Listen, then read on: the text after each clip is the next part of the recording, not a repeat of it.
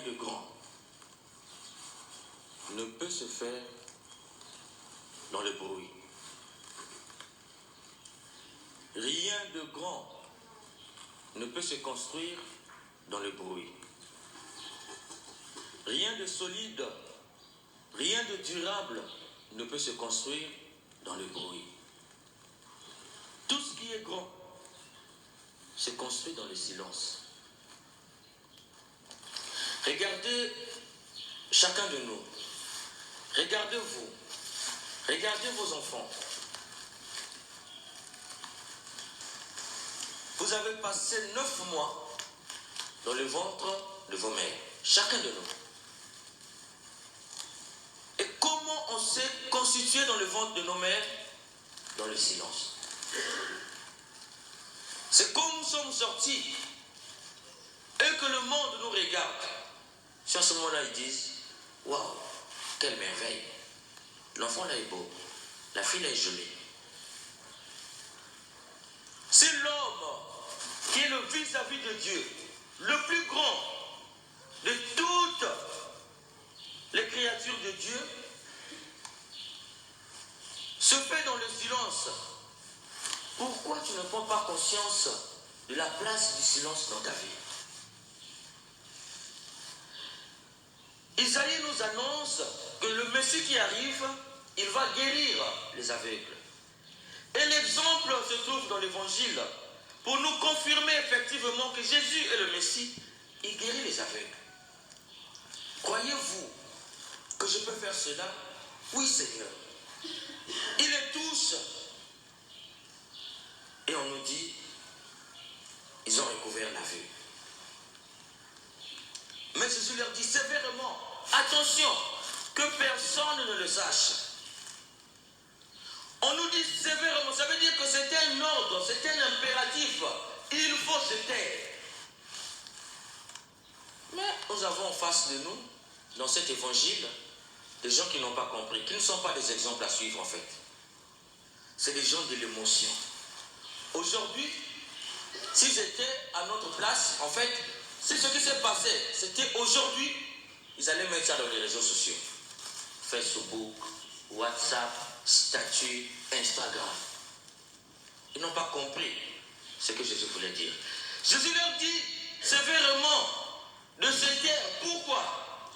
D'abord parce que Jésus ne veut pas qu'on puisse avoir une image fausse du Messie qu'il est. Les gens attendent un Messie faiseur de miracles. Un Messie qui vient délivrer le peuple de main de Romains. Ce n'est pas ce Messie qu'il est. Il veut qu'ils attendent la résurrection pour comprendre quel Messie il est. Le Messie qui vient sauver le monde entier. Deuxième chose, s'il leur demande de se taire, c'est parce qu'ils veulent que, dans le silence, qu'ils découvrent ce qui s'est passé avec Dieu. Ce que Dieu a fait pour eux. En fait, on ne peut comprendre ce que Dieu fait pour nous que dans le silence. C'est dans le silence que tu peux mesurer la grandeur de la grâce que tu as reçue de la part de Dieu. Mais nous, aujourd'hui, on ne sait plus se taire. Il y a des parents qui vendent leurs enfants. Ah, mon enfant que tu vois là, mais il vient d'avoir le bac, il vient d'avoir ceci, il vient... À qui tu parles? Est-ce que tu connais son cœur? Tu veux faire un projet avec ton mari, avant même que vous puissiez mettre les sables, avant même que vous puissiez mettre la fondation pour construire la maison, tout le monde sait déjà.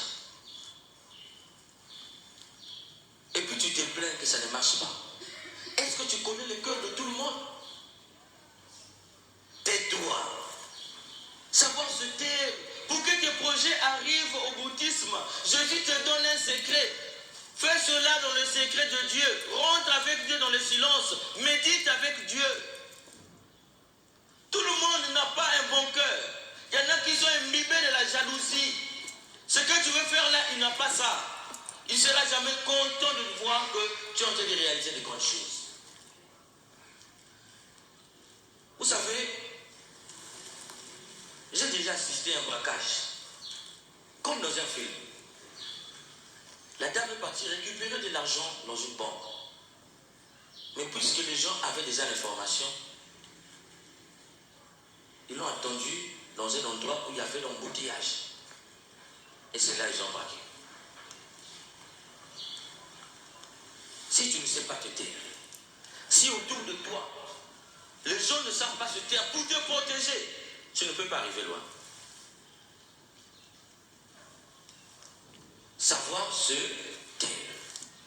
Même dans la prière, tu ne peux pas demander des choses à Dieu qui relèvent de votre secret et tu dis ça à haute voix. On grandit dans la prière lorsqu'on atteint le silence. Si tu es encore dans l'étape du bruit, il ne faut pas penser que tu es spirituel, tu es encore à la première étape de la prière.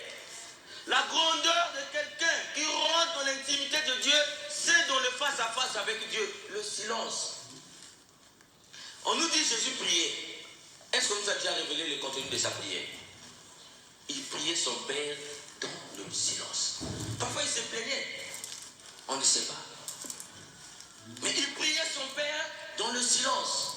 Il ne faut pas suivre l'euphorie des charismatiques des églises des réveils. On grandit dans le silence. Parce que le silence, c'est la clé d'or de toute réussite. Parce que le silence, c'est ce qui nous fait rentrer dans l'intimité de Dieu, dans le cœur de Dieu. Même la prière, c'est dans le silence. Élie, il voulait voir Dieu. Dieu lui a dit, je vais passer. Il a vu le bruit dans le ciel, tremblement de terre, le ouragan. Dieu n'était pas là. Mais quand il a entendu un silence, la brise légère, Dieu était dans le silence. Et il y a le silence de l'eau. L'eau, c'est le silence. Tellement que l'eau est silencieuse, partout, elle fait ses chemins. Vous la mettez là, elle va finir par couler. Ça veut dire que l'eau avance. Elle avance sur son chemin. Quand tu prends en toi le sens du silence, tu mets le silence dans ta vie, tu deviens comme l'eau. Partout tu vas frayer tes chemins et tu vas arriver là où tu viens arriver. Où Dieu a prévu que tu arrives, tu vas arriver. Où Dieu a prévu que l'eau arrive, l'eau arrive. Prions mes chers frères et sœurs. Notre monde est devenu un monde de bruit aujourd'hui. Le bruit par-ci, le bruit par-là. Il y a bar ici, il y a maquis ici, partout c'est le bruit. C'est la distraction du diable. Le diable n'aime pas le silence. C'est pourquoi il nous présente un monde de bruit. Taisons-nous pour écouter Dieu. On écoute Dieu réellement dans le silence. Rentrons dans nos cœurs, le lieu de la rencontre par excellence avec Dieu. C'est là qu'il veut nous parler. Il veut nous dire quelque chose. Il nous chuchote. Je suis là, je vais te parler. Mais parfois nous sommes distraits. Demandons la grâce du silence aujourd'hui. Pour ne pas faire comme ces gens-là. Pour ne pas aussi faire comme ce que nous voyons aujourd'hui. Jésus qui est l'auteur de miracles. Il a fait des miracles et il demande aux gens de se taire. Mais aujourd'hui, ceux qui font des miracles, dès lors qu'ils font un petit miracle, c'est des banderoles dans tous les quartiers. Ça montre que leur miracle ne vient pas des mains de Jésus. Tout ce que vous voyez là, quand quelqu'un dit sors au nom de Jésus, il a fait un miracle. Parfois on fait ça avec la magie. Si Dieu qui est l'auteur de miracles demande de se taire, et toi qui n'es pas l'auteur de miracles, tu fais par le Dieu surpris. Ah mon père, tu avais prié pour moi, ça a marché. Ce n'est pas moi, c'est Jésus qui agit. Mais pourquoi je fais des propagandes? Ça veut dire que je n'ai même pas compris. Et nous qui allons là-bas, qui les suivons, nous pensons que c'est là où Jésus est. Nous nous trompons. C'est pourquoi tu vas là-bas, on te guérit un peu, après quelques temps, tu te rends compte que tu reviens dans les travers. Ça ne marche plus. Les gens ont leur magie avec eux. Les gens ont des pochettes, les gens ont des fils. C'est avec cela qu'il faut leur miracle. C'est pourquoi ils font des propagandes. Dieu n'avait pas besoin de propagande. Nous, l'église catholique, on ne fait pas de propagande. On crée une église ici, les gens vont venir dedans. Dieu ne se vend pas. Dieu ne se fait pas de bruit. Il s'impose parce qu'il est Dieu. Et dans son silence, il s'impose. Que le silence de Dieu nous aide à le rencontrer réellement aujourd'hui. Dieu demain et pour les siècles des siècles. Amen. Je